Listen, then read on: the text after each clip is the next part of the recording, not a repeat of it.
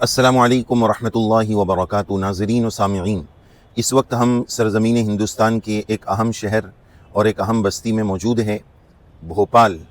जो हम भोपाल एयरपोर्ट पर उतरे तो वहाँ लिखा हुआ था सुरमा भोपाल, यानी भोपाल के जो सुरमा और बड़े लोग थे और नवाबी और सुरमाओं से ये भोपाल जाना जाता है।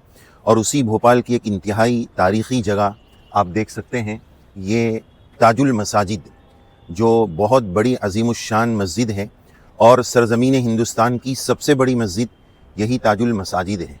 और पूरे एशिया की जो अज़ीम तरीन मसाजिद है और रकबे के एतबार से बहुत वसी रकबे पर फैली हुई जो मसाजिद है, उसमें से ये एक अहम तरीन मस्जिद है।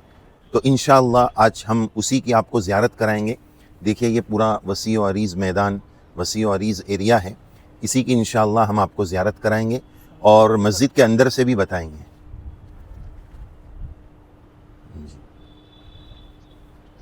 ये मस्जिद का बीच में आप देख रहे हैं, ये असल गेट है। मस्जिद का कुल रकबा 14.5 एकड़ ये क़िताए अराज़ी पर मुश्तमिल है। 14.5 एकड़ पर ये पूरी मस्जिद फैली हुई है। इंशाअल्लाह आज हम इसी के बारे में आपको बताएंगे और इसी की ज़ियारत कराएंगे।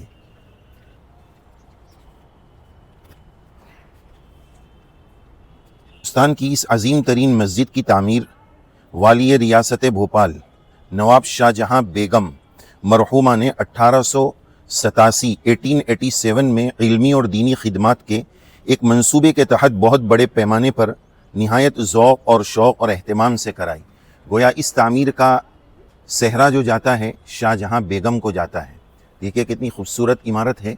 इस मस्जिद में जितना भी पत्थर का काम हुआ है वो शाहजहाँ बेगम के दौर में हुआ है। अंदर चलकर हम आपको और बताएंगे। और यहाँ पर एक पैगाम हम आपको ये भी देना चाहेंगे कि इस तरह की सरज़मीन भोपाल में बड़ी तारीख़ी मसाजिद है। 3 या 4 यहाँ पर बेगमात गुज़री हैं, इंतहाई खुदा रसीदा मुत्तक़िया, और सब ने अल्हम्दुलिल्लाह अपने अपने दौर में यहाँ तारीख़ी मस्जिद बनाई है। तो औरत के अंदर अगर नेक काम का जज्बा हो, नेकियां कमाने का जज्बा हो, अपने माल को अल्लाह की रज़ा पर लगाने का जज्बा हो, तो औरतें भी इस तरह की खिदमात सर अंजाम दे सकती हैं। आप देख रहे हैं माशाअल्लाह इतनी ज़बरदस्त मस्जिद शाहजहाँ बेगम ने तामीर कराई। आज जुमा का मुबारक दिन भी है, उसकी तैयारियां यहाँ पर हो रही है। देखिए माशाअल्लाह कितनी खूबसूरत मस्जिद है। तो माशाअल्लाह ये शाहजहाँ बेगम ने इसको तामीर कराया है। आप इधर ये इसका जो मनारा है, ये मनारे को आप देख सकते हैं। निचला जो हिस्सा है, निचले हिस्से से नीचे से ऊपर ले जाते हैं हम। ये नीचे से ऊपर आप जाएंगे तो देखिए ये पत्थर का नज़र आ रहा है, ये सब पत्थर का नज़र आ रहा है। और अभी ऊपर जाते हैं, देखिए ये पत्थर का है, ये पत्थर का। अब ये जो आपको दिख रहा, ये यहाँ से जो है ये सीमेंट का बाद में बना हुआ है। तो जितना हिस्सा पत्थर का आपको नज़र आ रहा है ये शाहजहाँ बेगम का तामीर करदा है। और उसके बाद का जो है वो इमरान अज़हरी नदवी रहमतुल्लाहि अलैहि ने जितना सीमेंट का ऊपरी हिस्सा, इसी तरह आप सामने भी देखिए, नीचे से अगर आप देखेंगे तो ये पत्थर का नज़र आ रहा है, 2-3 मंजिला। फिर उसके ऊपर जब आप जाएंगे वो सीमेंट का है, ये इमरान अज़हरी नदवी रहमतुल्लाहि अलैहि का तामीर करदा है।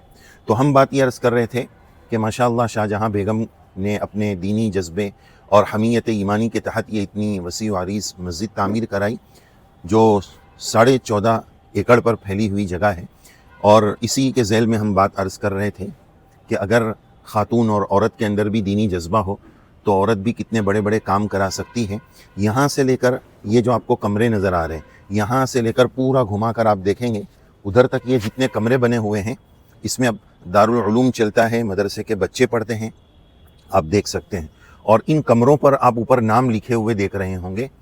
तो ये जो कमरे स्पेशल जिन ख़वातीन ने बनाए हैं अपनी हलाल कमाई से, नीचे लिखा हुआ अज़ अतिया अस्हाब खैर तहसील बेगम गंज भोपाल, यानी ये पूरी मस्जिद तो इस तरह शाहजहाँ बेगम की तरफ से तामीर कराई गई है।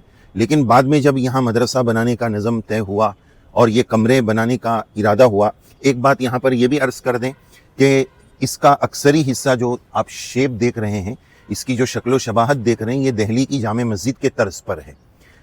तो इसी अंदाज़ में है, लेकिन जामे मस्जिद से 1/3 ये बड़ी हुई है, यानी 1/3 उससे भी ज़्यादा इसका रकबा है।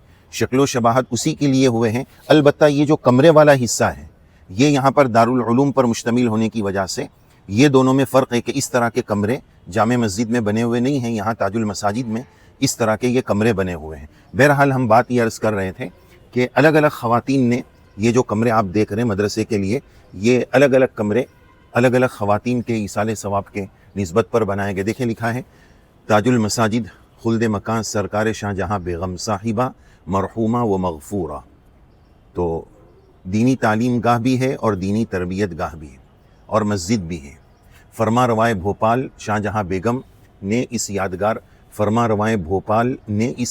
مسجد کو تعمیر فرمایا، اور اب یہ مسجد دینی تعلیم گاہ بھی ہے اور تربیت گاہ بھی ہے، گویا یہاں پر مدرسہ بھی الحمدللہ چل رہا ہے۔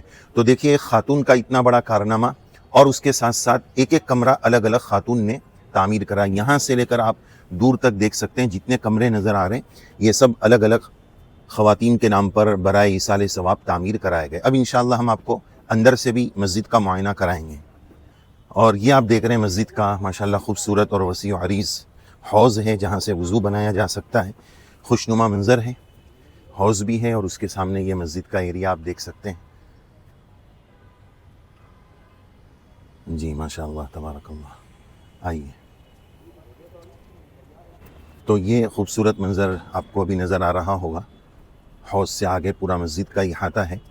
نچلا جتنا حصہ ہے یہ سرخ پتھر سے بنا ہوا ہے جو شاہ جہاں بیگم کا تعمیر کردہ ہے، اور اوپر جو آپ دیکھ رہے ہیں سیمنٹ کا بنا ہوا، یہ عمران خان صاحب ازہری ندوی رحمۃ اللہ علیہ انہوں نے اس کی تعمیر کرائی ہے، چونکہ ان کا بیچ میں درمیان میں انتقال ہو گیا اور پھر کچھ عرصے تک یہ جگہ بند بھی رہی، لیکن اللہ تعالیٰ کے فضل و کرم سے بعد میں اس کی تعمیر مکمل ہوئی۔ تو ناظرین اب یہ مسجد کے اندر کا حصہ شروع ہونے جا رہا ہے، سامنے جیسے کہ آپ دیکھ سکتے ہیں۔ اور ادھر ایک اہم چیز، چونکہ شاہ جہاں بیگم نے تعمیر کرائی تو انہوں نے عورتوں کی نفسیات کا پورے طور پر خیال رکھا۔ اوپر آپ لکھا ہوا دیکھ رہے ہیں خواتین کے لیے نماز کی جگہ۔ آج چونکہ جمعہ ہے تو اسپیشلی یہاں آج بھی الحمدللہ خواتین نماز کے لیے آتی ہیں۔ آئیے یہی چیز ہم آپ کو اندر سے بھی دکھاتے ہیں۔ تو یہ جو خواتین کے نماز پڑھنے کی پوری جگہ تھی اس کا یہ حصہ ہے۔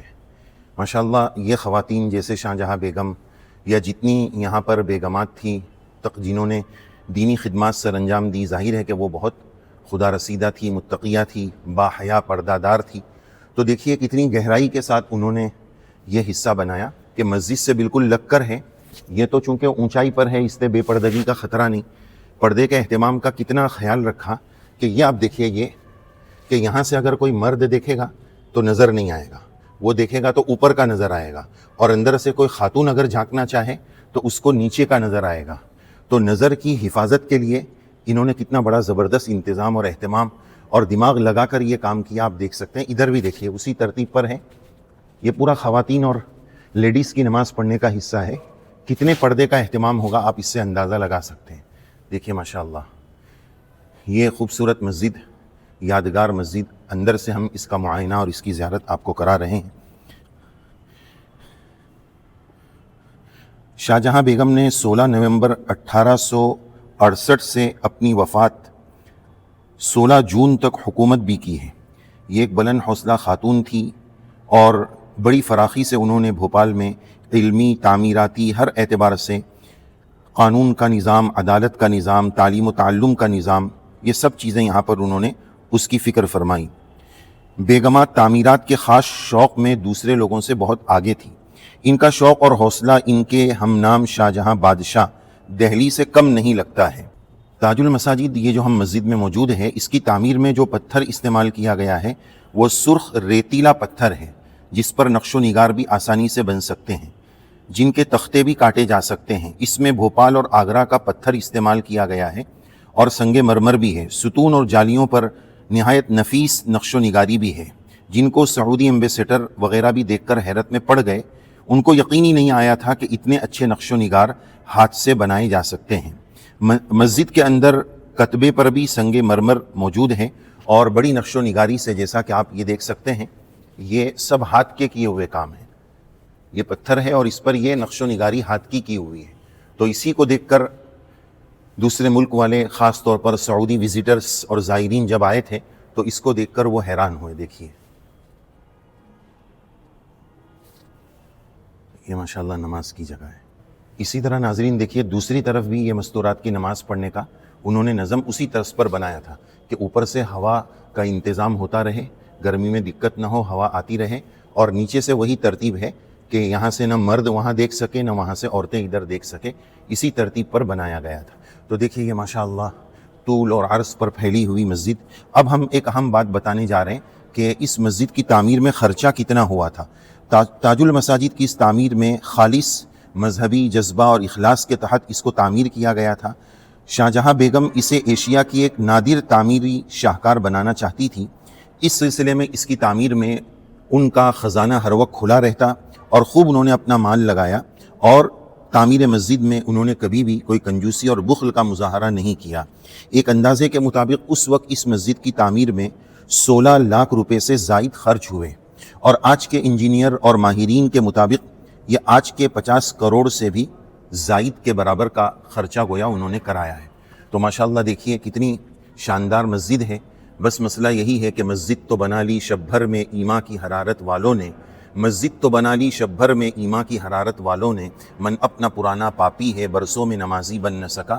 اللہ تعالیٰ سے دعا ہے کہ جس طرح یہ مسجد ظاہری طور پر اس کو اتنے وسیع و عریض رقبے پر آباد کر دیا گیا, اللہ تعالیٰ سے دعا ہے قیامت کی صبح تک یہ مسجد یوں ہی آباد رہے, اور خاص طور پر اس کی جو روحانی تعمیر ہے, نمازوں کے ذریعے اس کی روحانی تعمیر کا اہتمام ہو. اور ایسے موقع پر جو مسجد کی زیارت کے ویڈیوز ہوتے ہیں اس میں ہم یہ پیغام آپ کو دیتے ہیں کہ جبھی بھی ایسی مسجد کی زیارت کے لیے آئیں تو 2 رکعت نماز تحیۃ المسجد ضرور پڑھ لینا چاہیے. یہ اللہ کے نبی صلی اللہ علیہ وسلم کی سنت ہے.